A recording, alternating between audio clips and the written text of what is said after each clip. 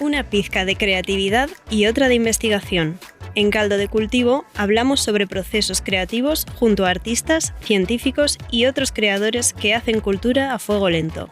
Sumérgete en estas conversaciones que celebran las dudas, las epifanías y los espacios invisibles de la cultura. Conduce Joaquín Jiménez Salvador.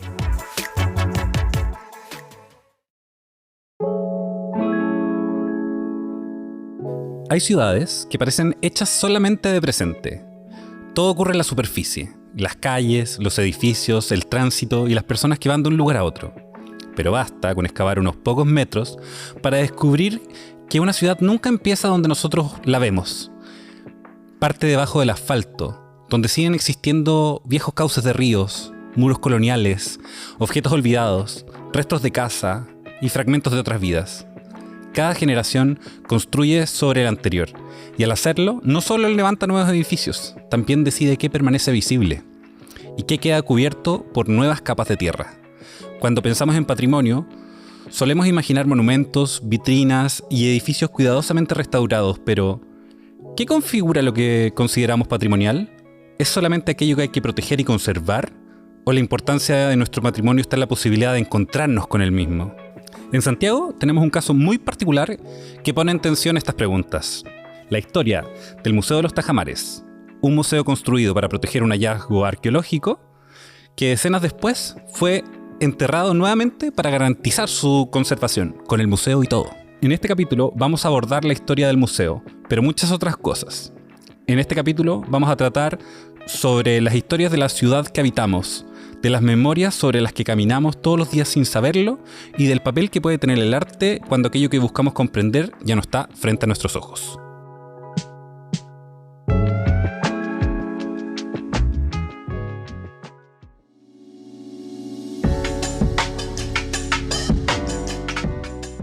Hola a todas, todos y todes. Bienvenidos a un nuevo capítulo de Caldo de Cultivo, el podcast del Centro Cultural de España, donde conversamos sobre procesos creativos, metodologías y las preguntas que aparecen detrás de las prácticas artísticas contemporáneas. Soy J. Jiménez y hoy hablaremos sobre memoria, patrimonio y ciudad para recordar historias invisibles que sostienen los lugares que habitamos. Para eso nos acompañan increíbles invitados y están conmigo aquí en el estudio el artista visual Felipe Ulloa y la curadora e investigadora Macarena Bravo Cox. Para partir desde la exposición que tienen en conjunto, que se titula No es malo tropezar, sino que te guste la piedra, que está en Galería Solar, que es una muestra site-specific que toma la historia del Museo de Tajamares como punto de partida para preguntarse cómo nos relacionamos con aquello que está bajo tierra. ¿Cómo están, chicos? Muchas gracias por estar aquí. Hola Jota, gracias por la invitación. Hay una frase del arquitecto Rem Koolhaas, que tuve que buscar cómo se pronunciaba antes, que dice que la ciudad es una enorme acumulación de tiempo. Y me gusta pensarla porque no se refiere únicamente a los edificios, sino también a las decisiones que cada generación toma al respecto de qué conserva y qué es lo que deja atrás. Por otro lado, el arquitecto Kevin Lynch argumentó que las ciudades con una alta capacidad de identificación visual, donde los caminos, los límites, los distritos, los nodos y los puntos de referencia están claramente identificados, son más fáciles de recorrer, generar mayor sensación de seguridad y crear conexiones emocionales más fuertes con las personas que viven en ella. Chicos, ¿cómo llegaron a esta historia del Museo de los Tajamares? Que en el fondo es un hito en la ciudad. Partió un poco con una conversación que tuvimos con Maca, ¿no? Yo llevo un tiempo trabajando con museos, un poco obsesionado con la arqueología, con la forma en la que se construye y perdura o se hace preservar la historia que recae como en la materia, que son los objetos. Y a propósito de esa investigación y obsesión, Maca me empezó a comentar un poco de esto, ¿no? Claro, yo personalmente conocí únicamente el muro, que es lo único visible de la historia del Museo de los Tajamares enterrados hoy, en este terreno baldío, en pleno Parque Balmaceda. Lo conocí en tanto vecina, porque viví varios años ahí en el Vaticano Chico, y durante el estallido, que era ese lugar mi punto de partida para ir todos los viernes a Plaza Dignidad, visibilicé que este muro no era solamente un muro de contención, sino que tenía una inscripción con una tipografía muy bella que decía Tajamares, y de ahí el resto es pura curiosidad en la web y los archivos, y descubrí este insólito museo enterrado. Y nada, ha seguido la investigación y claro, con Felipe hace tiempo ya, más de 1 año y medio que queríamos hacer algo. Yo lo psicopateé un poco, lo fui a ver en todas las exposiciones que hizo porque me interesaba mucho su trabajo y tuvimos una... Gracias por omitirlo. Así parte la buena historia. Sí, gracias por omitir ese detalle. Pero claro, lo fui un poco a buscar como investigadora curiosa y tuvimos una especie de match con esta historia del entierro del patrimonio, ¿no? Oye, para los que son más jóvenes que escuchan el programa y no los viejunos como uno, ¿pueden contar un poquito qué es el Museo de Tajamares? Porque probablemente mucha gente solamente se ha relacionado con el espacio solamente como una explanada. Pasa que el Museo de los Tajamares surge con un hallazgo. Y estaban haciendo las excavaciones para construir la línea del metro 1, la línea 1 del metro. Y se encuentran con un muro en plena excavación. Y yo trato como de ficcionar o tratar de ponerme como en el lugar de esos trabajadores, de esos obreros, y ese encuentro con un muro que significa que hubo algo antes, ¿no? Que de alguna manera presume una civilización pasada, que es la misma, es la nuestra, casi que la moderna, ¿no? Uh-huh. Pero es increíble cómo el tiempo va pasando y las capas de polvo se van acumulando y construyen mantos enormes de tierra que hacen que la historia casi que reciente o no tan lejana a la que estamos viviendo desaparezca. Y ese hallazgo se suscita o surge en una excavación para construir la línea del metro, que es como avanzar como sociedad o modernizar la sociedad, conectar la ciudad, y por estos asuntos de preservación del patrimonio cultural y de los bienes culturales, eventualmente se constituye este muro, que son restos de los Tajamares, en un museo. En un museo de sitio, ¿no? Claro, es interesante la historia de los diques de contención, que son los tajamares, que en su etimología es ataja mares. Oh, qué lindo. Muy bello. Y en el fondo el muro vivió como un doble ocultamiento, porque esta construcción, que es una proeza técnica de la ingeniería de la época colonial, que servía de contención entonces para las crecidas del río Mapocho, es una construcción larguísima que data en 2 siglos, y hacia finales del siglo XIX, ya cuando Santiago vive esta época de modernización y un poco de traer la racionalización y el progreso exactamente desde Europa, se elige canalizar el Mapocho, y los diques y los muros fueron en su mayoría destruidos o ocultados bajo tierra por temas de construcción, como por ejemplo del parque forestal.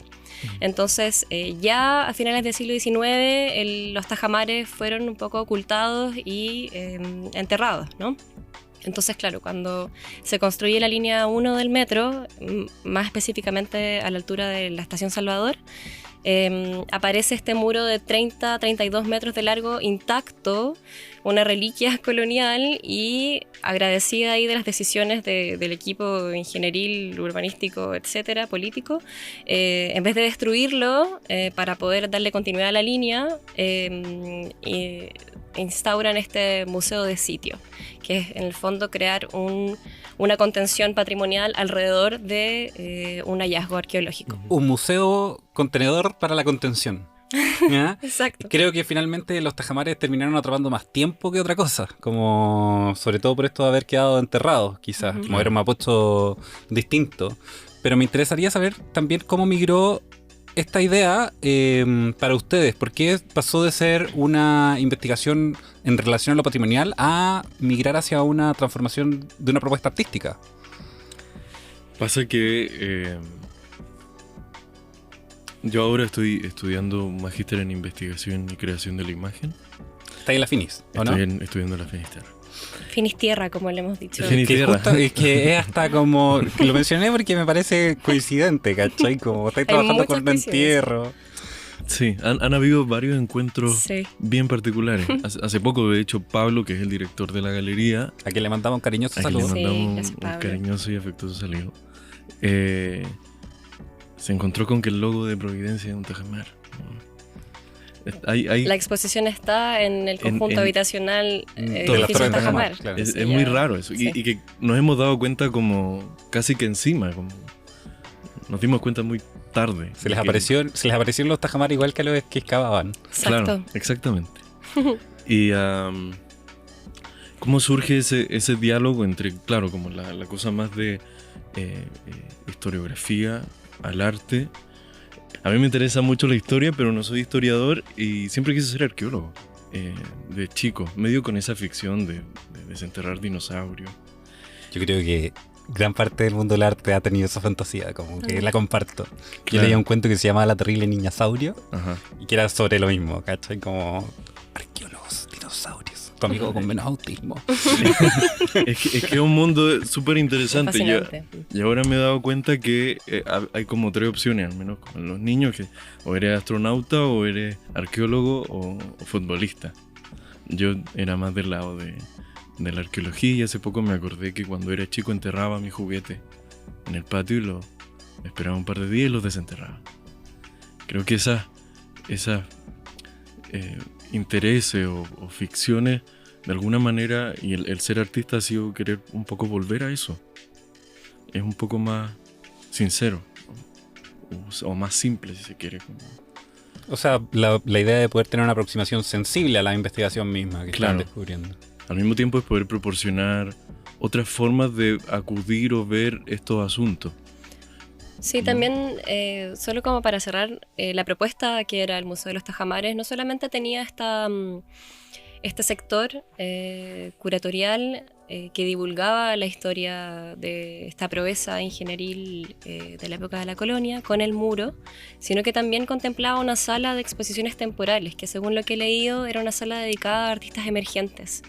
Entonces, además del Ágora, que era muy bonita. era muy lindo, o sea, ya la idea de tener un museo en el subsuelo es muy fascinante, y la invitación era con esta ágora, que también es una tipología como urbanística que encontramos en las Torres de Tajamar, con como ágora enterrada también, donde se hacían obras de teatro, en fin.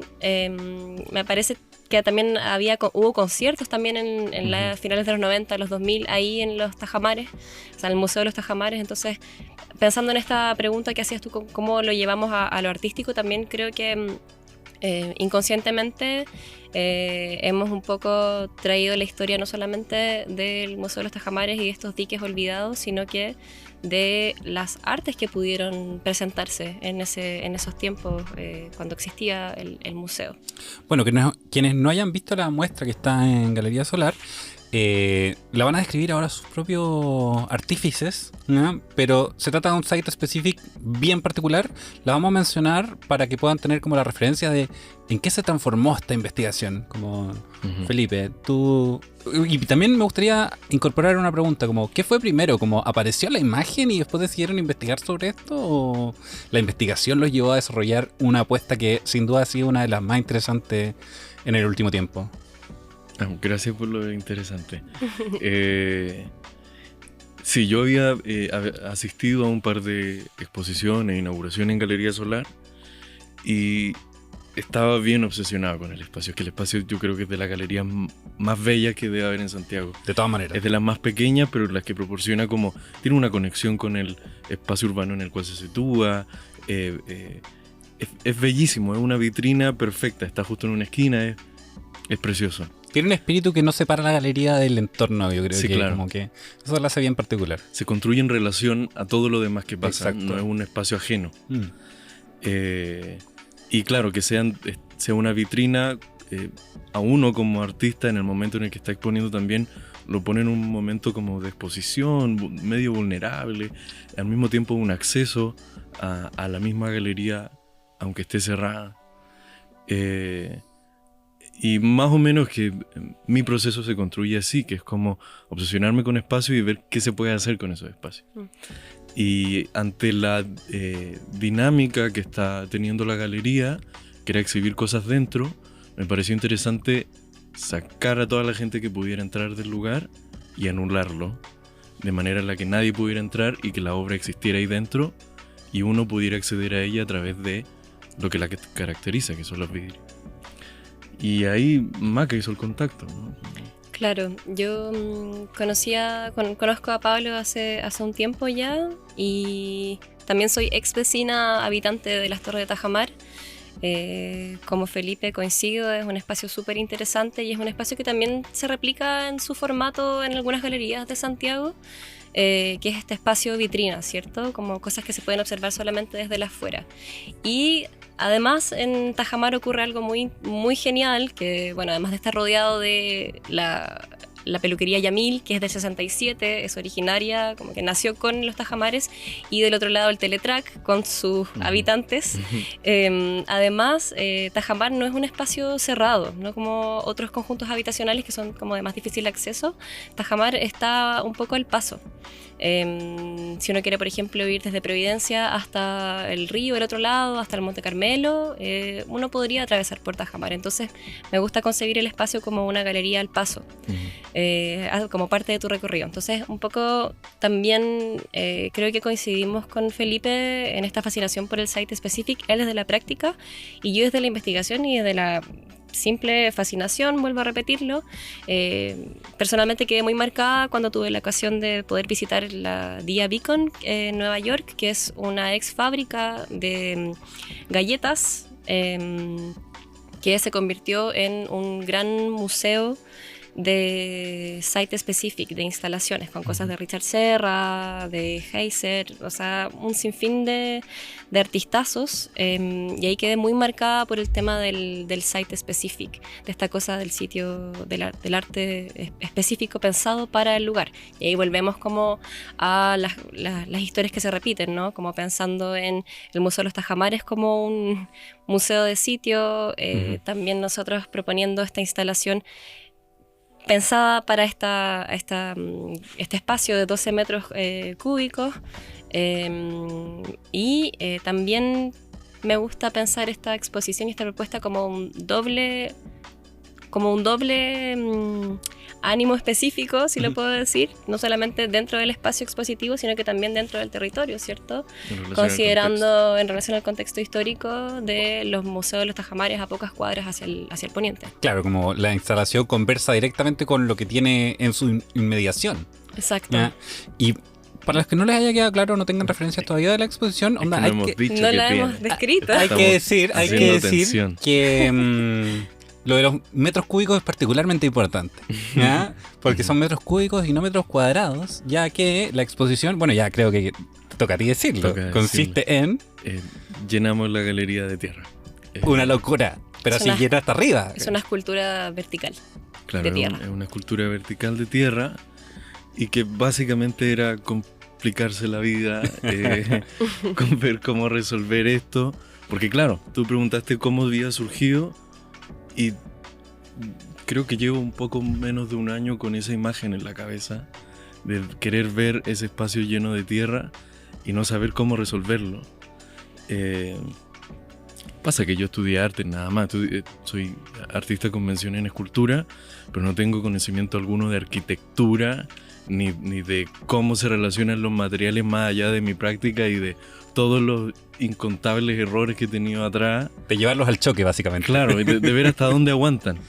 Y esta exposición ha significado eso, como un poco experimentar cómo esta monumentalidad del espacio, que si uno lo piensa es un espacio chiquitito y reducido, pero llevado a este tipo de escultura o de obra, se convierte en un trabajo monumental y sí, ha sido como un proceso de llevar a la materialidad esta imagen que no me ha dejado un poco tranquilo creo que hay algo interesante también respecto a como de dónde están los lugares de observación, dónde queda el espectador, dónde está la obra de arte, como que en el fondo la obra de arte transforma la galería y desplaza y se apropia completamente del espacio, como que no deja a las personas entrar, ¿cachai? Como que reclamar ese territorio. Yo creo que es sin duda una apuesta como fascinante que podemos quizás más adelante entrar en cómo se resuelve ingenierilmente, porque yo sé que hay algunos secretos por ahí. También quiero preguntar por la piedra muy específica que está al centro, ¿ya? Pero quiero que avancemos un poquito también en el proceso de la investigación, ¿ya? Y sobre lo mismo, Maca, me gustaría preguntarte cómo fue cambiando cuando descubrían estas nuevas capas de historia del museo, porque de hecho ya lo mencionaste un poquito, como el Museo de Tajamares tenía una naturaleza específica, con una dimensión patrimonial, pero también con una dimensión urbanística que acercaba y que tenía funciones. ¿Cómo fue cambiando el proceso de investigación para llegar a la instalación que hicieron conforme descubrían más cosas? Uy, la verdad es que solo sigue avanzando y sigue cambiando. Como es muy esta metáfora de uno escarba un poquito y siguen apareciendo cosas. Bajo la tierra se encuentran muchas cosas, bueno, bajo los archivos o dentro de los archivos y también en las conversaciones como ya en tradición oral. Esta exposición ha permitido tener muchos intercambios con, por ejemplo, artistas que expusieron en la sala de exposiciones cuando el museo existía, o gente que asistió a estos conciertos en los 2000, una época que yo no viví como adulta. Me hubiera encantado conocer ese... Yo anduve en skate por ahí, como en la parte de abajo. Sí. ¿En la Ágora? Sí, de chico. Increíble. Mala cosa, pero increíble. Tenía unas banquitas de piedra. Sí, sí. No, yo solo lo conocí en contexto de estallido social, siendo utilizado para otros fines, vamos a decirlo. Pero, claro, yo creo que, volviendo como a la pregunta que le hiciste a Felipe respecto como a qué viene primero, si la imagen o como la obra o la investigación, no me acuerdo cómo era la pregunta. No, como en el fondo cómo fue cambiando conforme encontraban más cosas, porque sí, claro, aparecen las imágenes, empieza la investigación, pero la investigación va revelando capas. Pues.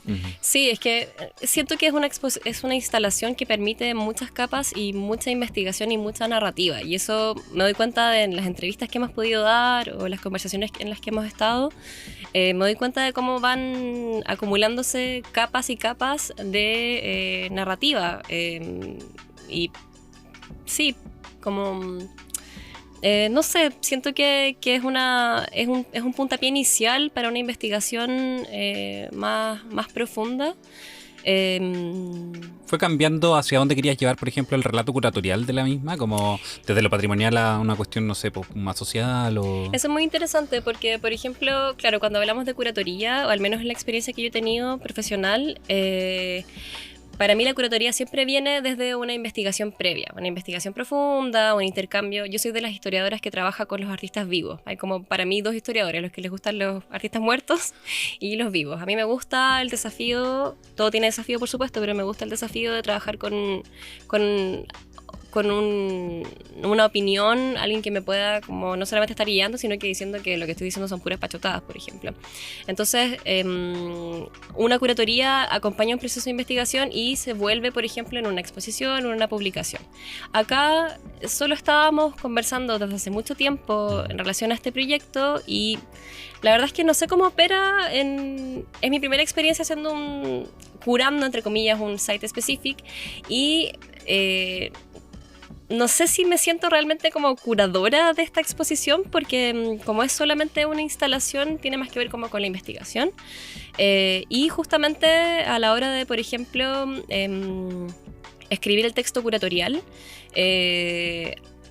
no quise hacer el típico texto curatorial que acompaña la exposición en plotter o una ficha grande para que la gente entendiera, sino que me introduje en la obra muy patudamente, y gracias a la generosidad del artista aquí presente pude yo poner mi propia colaboración plástica y puse el texto en una de las vitrinas, donde la tierra está a presión sobre el vidrio. Enterramos el texto. Enterramos el texto. Entonces, es como volver a esta idea de la memoria enterrada, las palabras que no trascienden, una misma como rebeldía, si quieres, frente a estas palabras y estos textos que nadie se los lleva o nadie los lee.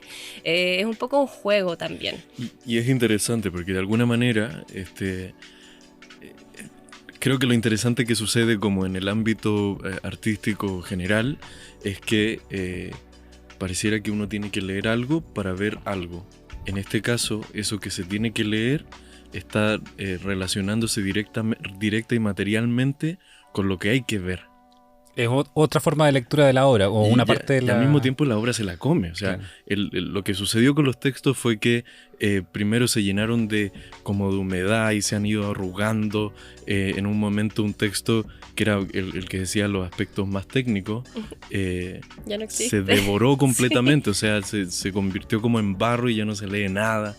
Entonces es muy interesante cómo esta práctica, que de alguna manera, como en la cotidianidad, guía al espectador a qué es lo que se va a enfrentar, está enfrentado a lo que tiene que ver. Entonces, claro, ha sido un espacio de experimentación también. Totalmente. En conjunto, en donde de alguna manera esa condición curatorial se ha visto expandida a conversaciones, a una investigación en conjunto y a un diálogo entre ambos prácticas. Me encanta que estén siendo buenas tierras, y creo que sin duda en este caso no se puede decir que el texto de la exposición está separado de la obra.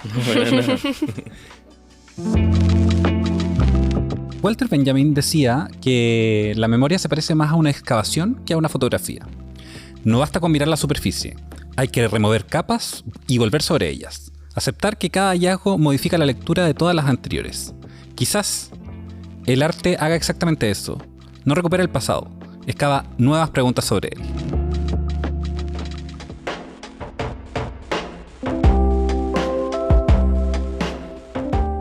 Felipe, la obra tiene una condición bien material respecto a la tierra, bien interesante. Uh-huh. ¿Por qué decides trabajar con tierra y no, por ejemplo, con la idea del muro? Yo me gustaría tocar un poquitito atrás de lo de Benjamin. Ah, ya, vale, perfecto, te quería sumar. Es que me encantó la frase, y es precisamente, fue parte y ha sido algo muy importante en el proceso mismo de la obra. Y es que esta obra es parte de un proyecto un poquitito más grande, que parte un poco de atrás. Parte con una exposición Site Specific y luego deviene en otros procesos. Y para esos procesos fue muy importante escarbar una imagen. Y es que yo trabajo mucho con 3D y la única conexión que he tenido, y junto con Maca casi, de lo que fue este espacio del museo, ha sido a través del archivo digital. Buscar sobre el espacio en internet. Y son estas imágenes que yo he sacado y he trabajado en 3D, en donde le doy una profundidad, ficcionando ese espacio, tratando de ficcionar nuevamente cómo sería el recorrido de ese lugar en el que nunca se ha estado. Y básicamente constituyó en una excavación de una fotografía, como escarbarla y ver hasta dónde llega. La rascaste hasta que fuera tridimensional. Hasta dónde aguanta el archivo digital. Pero y después no hiciste una muestra de fotografías, pues, como decidieron trabajar con tierra, sí. con tierras características además. Sí, la tierra aparece porque, claro, el espacio inicial o el puntapié inicial de este trabajo deviene en algo súper concreto, que es, hay un museo debajo de nuestros pies, ¿no? Que convengamos, ¿es una salvajada o no? ¿Cómo podemos entrar en eso también? Es brutal.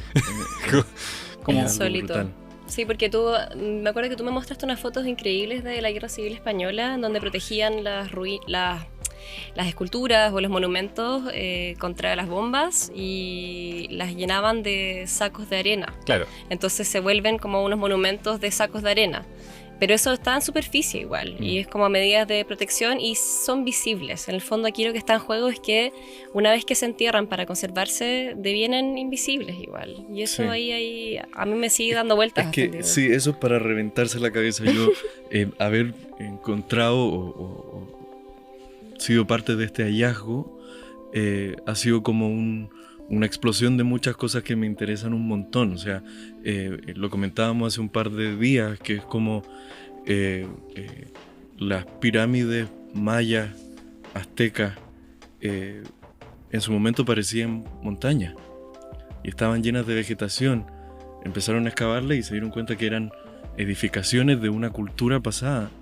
Lo mismo pasa con el Museo de Pérgamo. O sea, el altar de Pérgamo estaba enterrado, lo encuentran los alemanes, deciden que lo más pertinente es llevárselo, lo parten y se lo llevan a kilómetros de distancia y lo reconstruyen.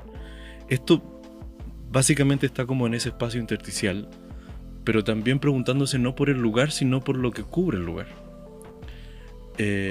A mí me parece muy interesante trabajar como con esa distancia que nos separa entre un espacio y otro, y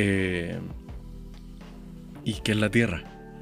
Entonces básicamente lo que hace la obra es ficcionar sobre esas distancias entre la superficie en la que estamos nosotros y en la superficie en la que está el museo, y la otra superficie que es la que conecta con esta tierra que viene de otros lugares que yo recolecté durante un año y que viene de la montaña, básicamente. Entonces son distintos arribas que se compenetran en un mismo lugar y que es el lugar de la galería. Claro, arriba y abajo. En el fondo la conciencia igual es un paisaje estratificado, si se quiere. Entonces ahí hay una decisión visual de no querer rellenar solamente la galería de tierra para observar desde arriba la tierra, sino que también para ser un poco enterrados en tanto espectador, porque a medida que uno avanza para querer ver la textura, por ejemplo, de la tierra contra el vidrio, uno ya está enterrado, a no ser de que uno mida 2,10 metros, pero la mayoría de las personas quedamos enterrados y hay que ponerse en puntitas para ver la superficie, que sería simbólicamente aquello que conocemos porque lo estamos viendo, pero ¿qué pasa abajo? También que hay un vacío, y es un vacío simbólico también, en donde la historia se desarma y se propaga, ¿no? Me encanta porque en el fondo la pieza Site Specific lo que genera es una conjunción de tiempos y espacios al mismo tiempo, como que se apretaran en muchas dimensiones. Y mencionaste algo, Maca, que me llama harto la atención, que es como hay que ponerse de puntillas para ver aquello que podemos conocer, como lo de la superficie. Y cómo fue el desafío entonces de empezar a trabajar con una materialidad de algo que no se veía, ¿cachai? Como ya tenían el archivo, pero en el fondo ustedes no podían ver el museo. Tú nos contaste un poquito como de tu exploración, de la excavación fotográfica, pero ¿cómo se trabaja con algo que uno no puede ver? Como una pregunta como para Santo Tomás. Sí, de hecho es curioso que hables de un santo, porque justamente en el marco de esta investigación y todo lo que ha sido este tiempo de trabajar con esta exposición, estuve leyendo harto a Didi Uberman. La imagen que sobrevive, ¿o no? Delante de la imagen. Ya, vale. Sí, que justamente parte analizando unos frescos de Fra Angelico, y cómo el blanco del fondo, que pareciera ser solamente el fondo de la capilla de la célula, no es solamente blanco, sino que hay que mirar un poquito más. Sería como, no sé qué palabra realmente ocupa, pero en el fondo no se puede pensar que lo blanco es solamente blanco, y yo lo apliqué un poco a esta instalación. Pensar que solamente es tierra lo que está al frente de nosotros sería reducirlo. Solo su condición material y observable, porque es tierra de distintos lugares con procesos simbólicos. Sí, a mí lo que me gusta, y ahora escuchándote, Felipe, pienso como en este ciclo del museo que expone objetos encontrados, ¿no? Como que en el fondo el conducto regular es que se excarva la tierra, aparecen estos objetos, se sacan de la tierra, se extraen del subsuelo y se exponen luego en vitrinas de vidrio, ¿no? Acá lo que estamos haciendo es un poco truncar el destino del objeto encontrado, y estamos sacando literalmente la tierra, que sería como el excedente o lo que la arqueología deja de lado para sacar el objeto preciado, y estamos un poco haciendo como honrando la tierra, quizás. O trabajar con ese elemento que lo convierte en algo importante también, porque pasa claro que los objetos se desentierran y se exhiben. Así de alguna manera dialoga la arqueología. Eso es lo que hace que el objeto también se conserve y pase por un tiempo y se vuelva más viejito y más como interesante. Lo forma o lo hace ser parte en algo constitutivo que significa ser historia. Y nosotros estamos trabajando con ese elemento Con el que le se permite saca, ser. como Sí. con el que se saca del objeto arqueológico. Bueno, es como que en cierto sentido trajeran la idea del vendaje de la momia, no la momia. ¿Cachai? Claro. Un poco, sí, exacto. Como pensando en esta cosa de Bazin también, como del complejo de la momia, la idea de querer sobrevivir. Ujú. Es cierto, y estamos ocupando la Galería Solar como una gran vitrina de museo. Ujú. No, a mí me encanta, como ya yendo a una cosa más filosófica respecto a esta misma idea, como qué posibilidades tiene el arte para hablar de eso que permanece invisible, como ustedes finalmente están operativizando esta idea, como están mostrando algo que no se ve normalmente, como en las capas, la estratificación, la dimensión de la vitrina, ¿cachai? Como... Sí. Sí, está bueno eso, me pareció muy interesante, como... Claro, es como que todo lo demás no interese, sino que aquello que lo envuelve, ¿no? En un momento estuvimos conversando mucho tiempo de qué pasa con esos vacíos que se construyen. Mm. Se desentierra algo, se encuentra algo y queda un vacío. Y pasa con los muertos de Pisagua, ¿no? Como... O sea, queda un vacío que en el fondo quedan ausencias. Y aquí cito a mi gran colega Vania Montgomery, que la leí hace poquito. Que también estuvo en el programa. Sí, obvio. Un cariño a la es Vania. capísima. Saludos Saludos, también, Vania. Que también trabajó como Te queremos curadora mucho, de un Vania. site específico en otra galería, en otra exposición de Felipe. Bueno, ella habla como de Chile como un país inmerso en ausencia, ¿no? Con esta cultura de la desaparición y la tolerancia a que esto sea parte de nuestra sociedad. Entonces, este tema del vacío, por eso nos gusta pensar, claro, esto ha agarrado mucha amplitud en torno a la historia de del Museo de los Tajamares, pero este es un puntapié inicial. En el fondo es una excusa, si quieres, para hablar de cosas más heavy, más Quizás que necesitan ser desenterradas. Como... Totalmente. O sea, cómo Chile lidia con la memoria. Y igual volviendo a los tajamares mismos, esta cosa que decía al inicio de que han sido doblemente enterrados, no solamente el 2019 por la Municipalidad de Providencia, en contexto de conservación por el estallido, la amenaza del estallido social, sino que también cuando Santiago decidió pasar a otro capítulo más moderno, más europeo, en fin, dejando atrás la colonia.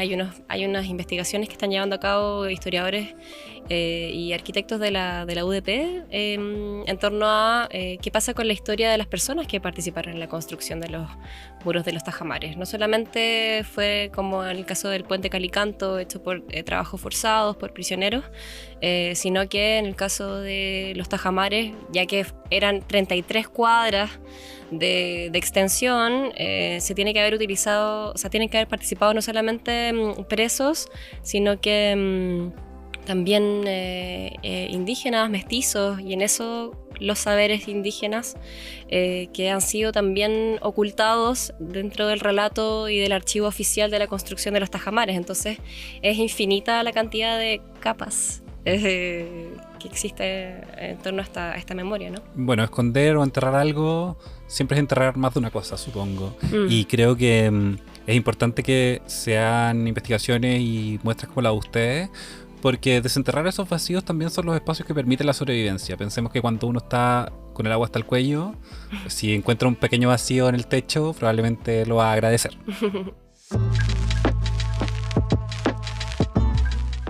Muchas veces se piensa que conservar y lo patrimonial está vinculado a mostrarlo. Pero la verdad es que muchos de los sitios arqueológicos más importantes del mundo sobreviven precisamente porque ya no pueden visitarse. La conservación protege la materia, pero la memoria necesita otra cosa. Necesita permanecer en circulación. ¿Cómo se resuelve esta contradicción?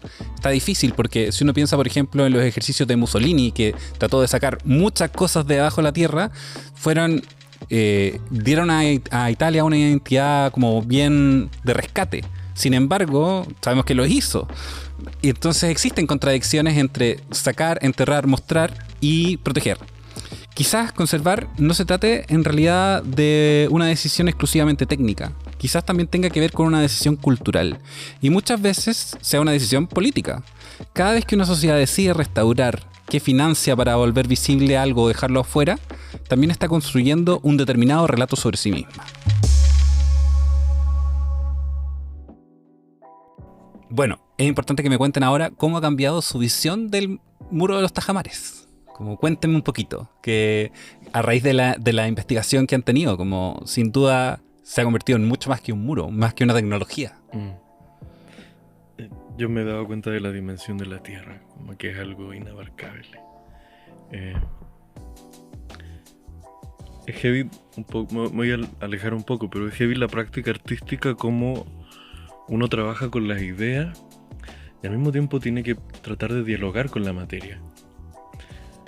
Para mí, como artista, esta obra, hacer esta exposición ha significado tratar de encontrar ciertos puntos de diálogo con una materia que es muy básica. O sea, la obra es solo tierra.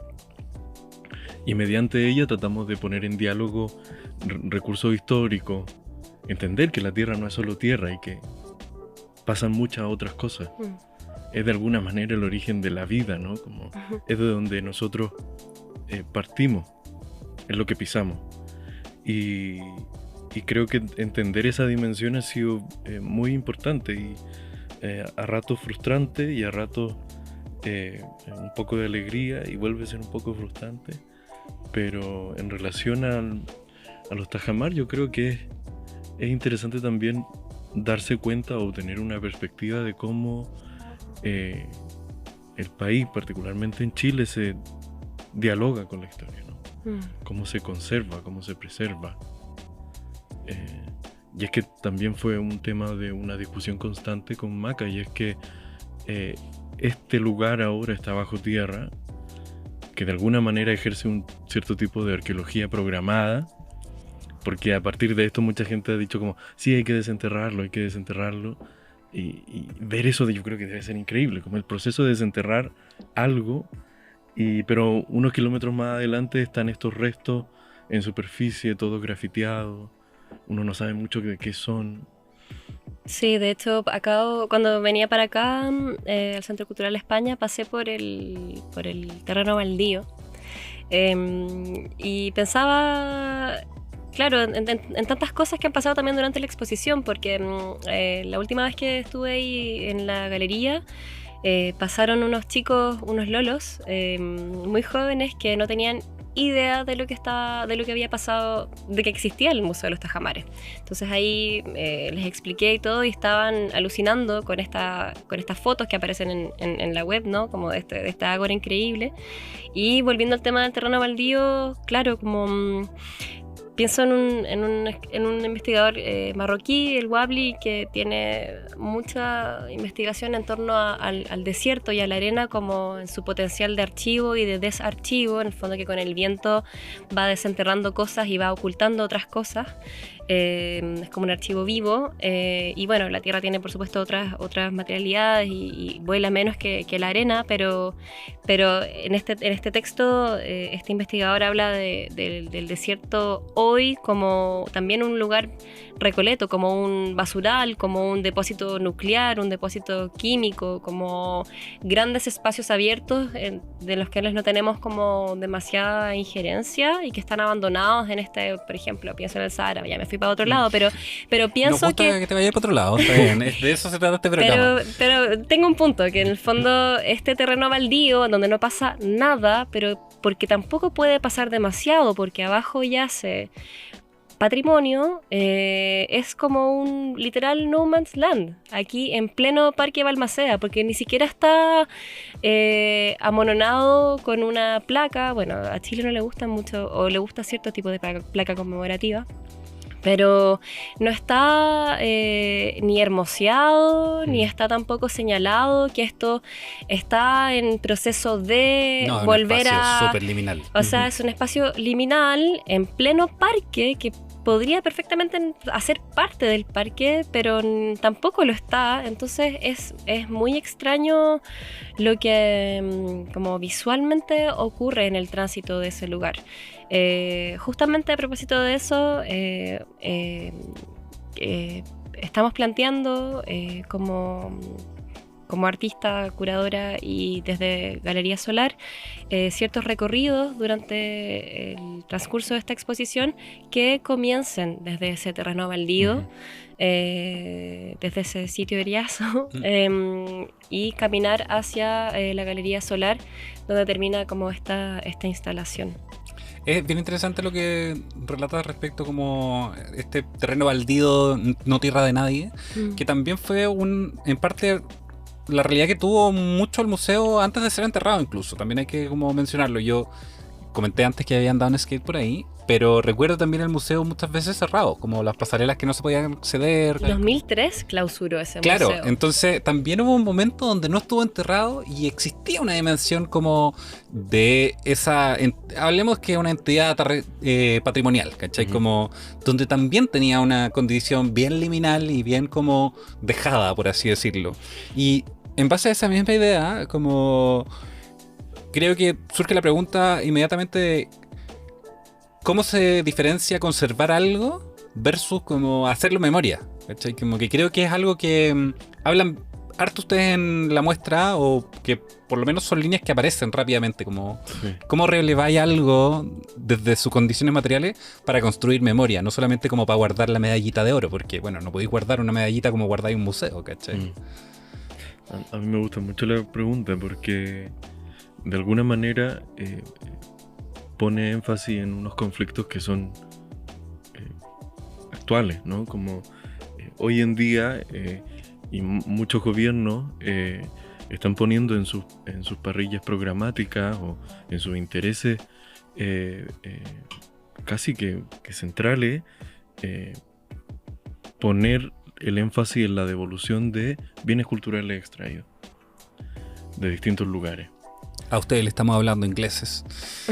Sí, claro, por ejemplo. Y es interesante porque pasa que esos museos ejercen la labor de preservar y proteger esos bienes, que son ajenos, pero pasa también en los mismos lugares. O sea, el Museo de Arqueología de la Ciudad de México conserva el Tlaloc, que es una escultura enorme de piedra. Que se ve solo se aprecia solo como desde arriba. O sea, ahí se ve completa la figura. Claro, pero su extracción fue súper polémica porque era una escultura enorme, monumental, que estaba enterrada como hasta el cuello, digamos, pero la gente seguía venerándolo porque pertenecía a un grupo ritual vivo.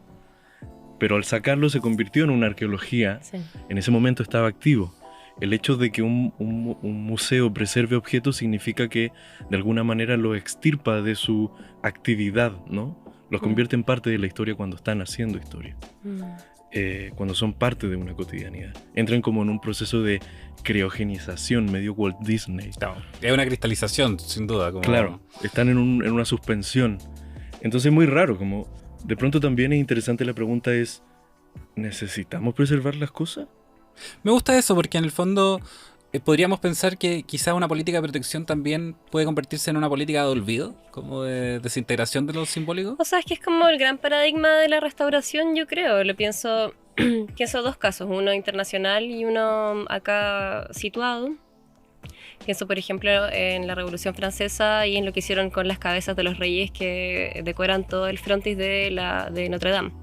Que por supuesto que para la Revolución Francesa los decapitaron a todos y las cabezas se encontraron esparcidas por toda la ciudad, y hubo mucho cuestionamiento y mucha reflexión en torno a qué hacer con esas cabezas al momento de restaurarlas. O sea, se restauraban y al restaurarlas y volverlas a su lugar se borraba toda la historia de por qué los habían decapitado, o se dejaban así, pero en el fondo el frontis quedaba con reyes decapitados. Entonces, bueno, se llegaron a consensos y en el fondo lo que se hizo fue que se restauraron las cabezas, se crearon nuevas y las decapitadas se guardaron en el Museo Cluny y el Museo del Medioevo. Pienso acá en la iglesia de Lastarria, de la Merced creo que se llama. La iglesia o quemada. De la Cruz, sí, la iglesia quemada, no recuerdo bien el nombre, pero que es muy... Personalmente pienso que es increíble lo que lograron hacer, porque está todo intacto, es decir, está todo quemado, la Virgen está quemada, los muros... Entra y huele Está más gótico que nunca, Sí. como... Yo lo encuentro fascinante como está. Es increíble y se ha ocupado mucho más que Sí, nunca. claro, se activó. Se activó no solamente como lugar de congregación religiosa, sino que también cultural. Entonces, claro, y tienen los muros ahí como las distintas capas de arqueología de la construcción de ese lugar. Entonces, no... Bueno, ya no recuerdo la pregunta, pero en el fondo creo que la habitabilidad de los espacios, incluso en la ausencia de espacios, permite que la memoria siga viva. Claro. Y, Para retomar la pregunta, por si alguno de los escuchas también la olvidó, estamos hablando un poquito sobre si las políticas de conservación pueden dar pie a políticas de olvido, en el fondo. claro. Y como cómo se desdibuja también las relaciones de aquello que tratamos de como conservar, ¿cachai? Como... O sea, sí, pues ahí me gustaría mucho que las personas que estuvieron en el comité de decisión urgente... Fue rápida además el entierro. Sí, fue muy rápido. No sé si se hizo con las normas de seguridad o si el comité tenía arqueólogos. En fin, no sé cómo se llegó un poco a eso, pero claramente fue como ponerle un tapón a algo, en este caso literalmente enterrar algo para cuidarlo. Que definitivamente no fue una consulta ciudadana con lo que han podido levantar. Tampoco existía cierta urgencia, claramente, pero ¿qué decisiones, qué reflexiones llegaron a tomar esa decisión? Y lo más importante, ¿qué se hace después de una decisión urgente como esa? Porque hasta ahora no se sabe demasiado o queda como en los muros dentro de la institución que tomó esa decisión. ¿Qué va a pasar con este museo? Oye, y estirando la línea, me gustaría también que pensáramos ya en el museo como un símbolo de nuestra relación con el patrimonio, con aquello que queremos conservar, como ¿qué perdemos cuando perdemos un museo como este en Santiago? O sea, no pensando solo en el museo, sino que pensando como ¿qué perdemos cuando enterramos cosas de esta manera? Yo creo que perdemos esa posibilidad de que toque a alguien, como de que impacte algo en alguien. Yo creo que en este último tiempo hemos perdido un montón, ¿no? Desapareció una tremenda exposición retrospectiva de León Ferrari. Uf, temazo. Pudo haber sido parte de una agenda interesante, pero yo creo que lo que impacta a una persona es incalculable. O sea, así es como los artistas devenimos artistas, ¿no? Como por esos encuentros que hacen Exacto. un punctum, ¿no? Como que punzan. Bartiano. Pero que punzan algo en uno que no puede explicar y que de pronto devienen en obsesiones, en prácticas, en intereses, en carreras. Sí, es la pérdida también de congregarse y de reunirse en el espacio público, ¿no? Pienso también en el GAM 2, que ahora solo va a ser un monumento que no fue, como claro. un edificio que ni siquiera alcanzó a ser edificio, como Una arquitectura un casi inconclusa. lugar, una arquitectura inconclusa. Sí. ¿Creen que en el fondo también pensando en esta idea el patrimonio puede ayudarnos a imaginar el futuro y no solamente recordar el pasado? Como pensando ya también en estas obras que van quedando inconclusas y en las que se podrían rescatar. Uh-huh. ¿Cómo creen que esto está vehiculando visiones de futuro? Pasa que para construir en un edificio hay que escarbar. Y al escarbar se encuentran este tipo de cosas. Creo que es muy difícil proyectar un futuro en la medida en la que tenemos esos vacíos. Y que casi que avanzar con espacio, con silencio. Casi, yo creo que la exposición dialoga con esos silencios. Sí. Busca entrar y darle un espacio. Y por eso está suspendida la tierra también, ¿no? Sí, yo quizás lo voy a llevar a algo demasiado personal, pero... Nos gusta lo personal. Lo personal es político. De todas maneras. Dentro de mi recorrido como investigadora y como curadora, yo tengo una fijación con relevar historias omitidas, sobre todo encarnadas por mujeres mayores, todavía activas, que han sido relegadas a la microhistoria y que a veces ni siquiera aparecen en la historia, o sea, generalmente no aparecen en la historia con H mayúscula. Entonces sí, creo que esta insistencia de muchos colegas, muchos artistas, pensadores, agentes culturales, en fin, personas que trabajan con lo creativo, esta insistencia en relevar las ausencias y los pliegues que hay dentro de la historia con H mayúscula es una insistencia constante y que no va a parar y que no debiese parar. Y bueno, ahí la pregunta sobre como patrimonial es grande. A mí no sé si todavía la podría responder, pero sí quisiera dar énfasis, o al menos como seguir motivando aquí a quienes nos escuchan a abordar cosas que parecen anecdóticas o parecen como sin importancia, porque no tienen demasiado asidero como en el relato histórico, pero muchas veces esas son las que explican más quiénes somos y para dónde vamos. Eso. Ese pasado descargable, sin duda, puede ser como cimiento de futuro. Felipe, Maca, les agradezco muchísimo esta conversación. Hay una idea que creo que atravesó todo el episodio y que creo que vale la pena conservar, que es que las ciudades no están hechas únicamente de lo que vemos, sino que también están hechas de todo lo que permanece bajo nuestros pies y de las historias que todavía se resisten, como estas historias mínimas que estás comentando. La configuración de lo patrimonial no responde solamente a la protección o despliegue de los objetos o lugares, sino que también tiene que ver con mantener abiertas ciertas preguntas sobre nuestra identidad, que creo que también es algo que apareció muy reflejado en que habían referencias a identidades de muchas otras culturas, ¿cachai? Como... Yo creo que una ciudad que deja de preguntarse por su pasado corre el riesgo de olvidar también cómo imagina su futuro. Muchas gracias a todas las personas que nos acompañaron en este nuevo capítulo de Caldo de Cultivo, especialmente a los chicos de Solar Galería y a Natalia Olmos, arquitecta, artista, investigadora interdisciplinar y amiga de la casa, que nos ayudó a preparar esta pauta. Nos vemos todos. Muchas gracias, chicos. Muchas gracias. Nos vemos. Chau, chau. Chau.